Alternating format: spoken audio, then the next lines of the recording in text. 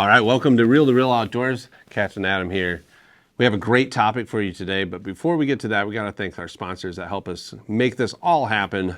First off, the Wolf's Den for this amazing furniture that they have loaned us. If you haven't checked them out in Scottville, Michigan. Also, a big shout out to Captain Chuck's in Ludington. Thanks for everything that they do to make this happen. But all right, let's meet those captains and get this topic rolling. I am Captain Mark. I run Hit the Mark Charters out of Ludington. I'm Captain Micah from Hiatus Charters in Ludington, Michigan. All right, today we're going to talk about those mistakes that we all make. Or, little tips that will help our viewers catch some more fish. But I know there's a lot of afterthought in days on the water where, man, I should have turned around, or maybe we shouldn't have started in 30 foot of water. So what do you guys have that kind of help people out when they're making these decisions as to what to do next while salmon fishing? You want to start, or you want to? Sure, yeah, definitely location. Sure. And yeah, you can, regret that all you want. There's nothing better than wash, rinse, repeat, and you get a few days in a row and you feel confident. In terms of mistakes, I have one in particular, and I don't know, you'll probably chuckle about this because I may have learned it from you. When you're fighting a fish and you're watching that fish kind of run either a little bit towards the port side or a little bit towards the starboard side, and somebody says, "Do you think that fish is going to get in that other copper?" And about that same time, you see that board start to look a little bit, a little bit off. It's starting to dance a little bit, and then all of a sudden you have a problem. So one of the things that we've always done ever since is, if you think there's going to be a problem with that fish running towards your planer boards, you start cranking on those long lines. You get those boards in, you give the rod to the customer, you get every one of them. You pull the whole side. If you want to catch that fish, you don't want to deal with the tangle, you pull them all, and that's prevented a lot of problems on the hiatus over the years, is making sure that, I fish with a mate for a reason. We have hands on deck and we get things done, and it's easy if you have a help to do it, but don't be that person to ask me anymore if you think it's going to be a problem, because I'm going to say, yes, you're late. Pull that board in and get the next one while you're at it. So that's just one of those pet peeves, I guess, carrying with me right now. I don't know if you guys have a couple others. That's a good point. A lot of times if you're up at the point and where there's a lot of boat traffic, sometimes you just can't run those boards as far back as you'd normally like. And when you have those boards short, tight to the boat, you're just asking for problems when you start getting some matures on the line. And like you're saying, if there's any inkling that's going to go to that side, you can start removing some of that stuff out of the equation. That's the way to go. I know it's happened to me many a times, and that's why when I can, I like to run those boards far, far, far back. A couple tips. We got spring coming up, so a lot of lake trout will be caught, spring kings and stuff to that nature. Fishing shallower than you normally would. You're in 30, 40, 50, 60, 70 foot of water. To me, that's what I call shallow water fishing. Spring, water clarity is clear, so fish can see very well.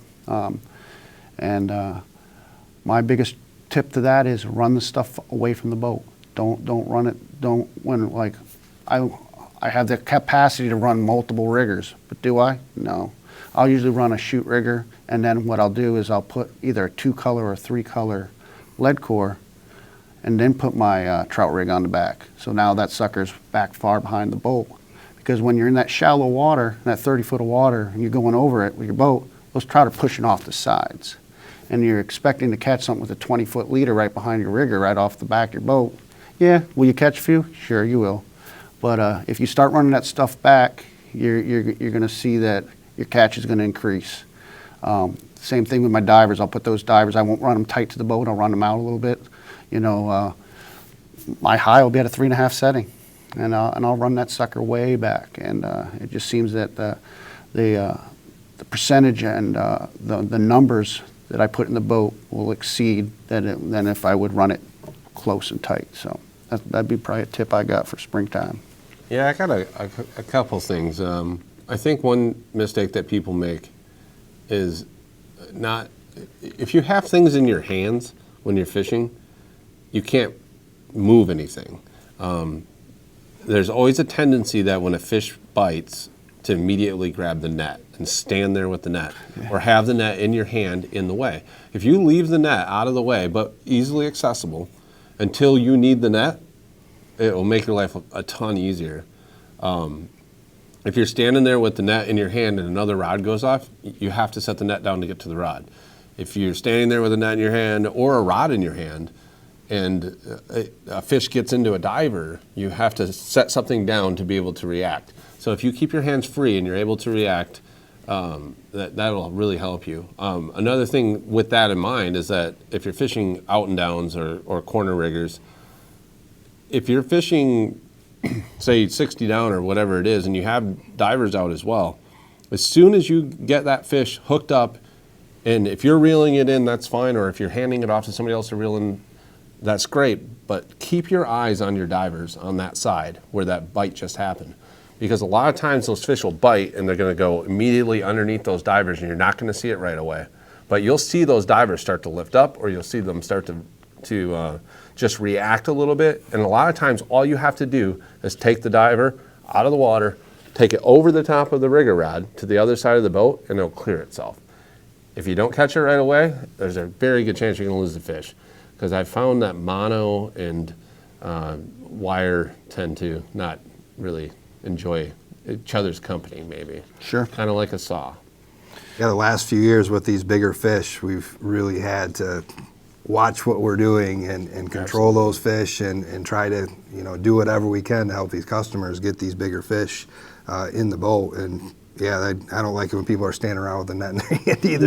No. Yeah, even whether another rod goes or you got to move a rod, they're stuck. They can't. Well, and if a king decides to make a run, the only thing you can do to stop it is break the line or pull the hook. Yep. I mean, you can't stop them. You just have to let the drag work in your reel. This is why having good drags, if your drags are sticking and grabby, take them in and have them redone. It's just $25. Sure. You'll save that in tackle from breaking off fish. But, we don't run a ton of drag. We're maybe 10, 12 pounds of drag. It's not a ton. Yeah, I tell people I want the rod to do the work. Absolutely. Don't mash on my drags. It's not doing any good.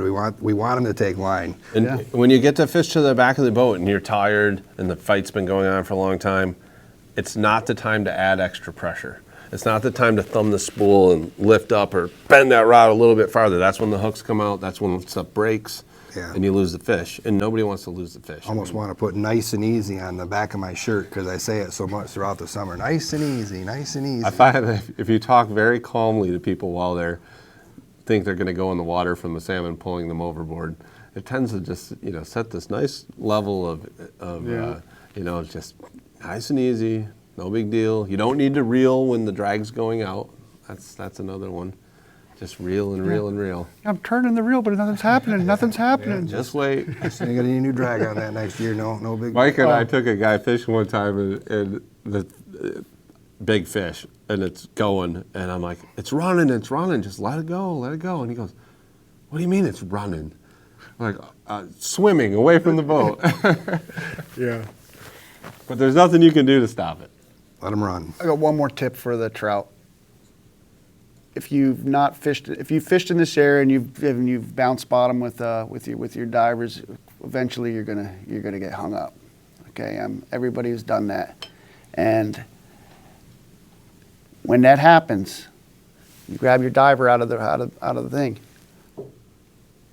I usually drop my rod to it, give it slack for a second, and then pull it back up. 9 times out of 10, that diver will come up. If you keep that tension that whole time, 9 times out of 10, you're going to lose that rig and that diver. So, but don't slack the wire and then jerk on it, because a lot of times that'll kink your wire and break it. yep. Which is another one of my pet peeves on my boat or my divers. Setting the hook. Setting the hook or getting on my boat and telling me that on another boat we run our divers this way and we this is how we use our divers, and then I end up with a bird's nest in my divers, or I end up with wire inside of inside of the reel, or I end up with a diver that's broken off. Hey, something's happened. The diver's gone in my rotator or spoon or everything else, and said, oh, there must have been a kink in that wire that wasn't there before you grabbed that rod. So yeah, you have to be Popping a diver is it's just the movement of the wrist. Yeah. None of this we have yanking guys, back and forth stuff. Our tournament guys, they literally take the rod out. It makes me, I always cringe, like I think it's going to break, but they point the rod right at the diver and they go like that. That's all they do, and it releases every time. It's really quite amazing. So. Or that's another one that, like, if you think your divers are tangled, get after it soon. Like, Absolutely. Nothing ruins your day worse than tangled divers. it's usually in the dark. Yeah. anytime you think you have a tangle, like, don't wait to see if it's a tangle. check it out. Just check it out. That's a good tip there. And I'd say one more, thing I was thinking of as we were having this conversation is, mistakes, and of course I don't like to admit that I make many, but every once in a while when baits start coming in with stuff on the stuff on them, zebra mussels, seaweed, whatever's on the bottom, so hook and bottom. So of course trout fishing, you're fishing on the bottom, but there's times where we are fishing very close to the bottom. There's times where we get pushed into shallower water and it gets shallow very quick, and there's times where we're just rolling with it, and sometimes a turn in the slow side of the boat, you'll dirty up a side of your coppers, especially if there's a plug on there, and that plug's diving and the copper's sinking, and if you don't check those right away, you bring them up the end of the day, and in my mind I know exactly how long that I've been pulling that bait with a zebra mussel and and a piece of grass on the hook, and there's nothing that was gonna bite that. So that'd be another mistake that I know I've made, and I try to catch myself, but every once in a while things happen. That's another one of those things, like if you think that it might have hit bottom, at least, pull the 450. If the 450 is dirty, even if you don't think the 400 hit, pull it.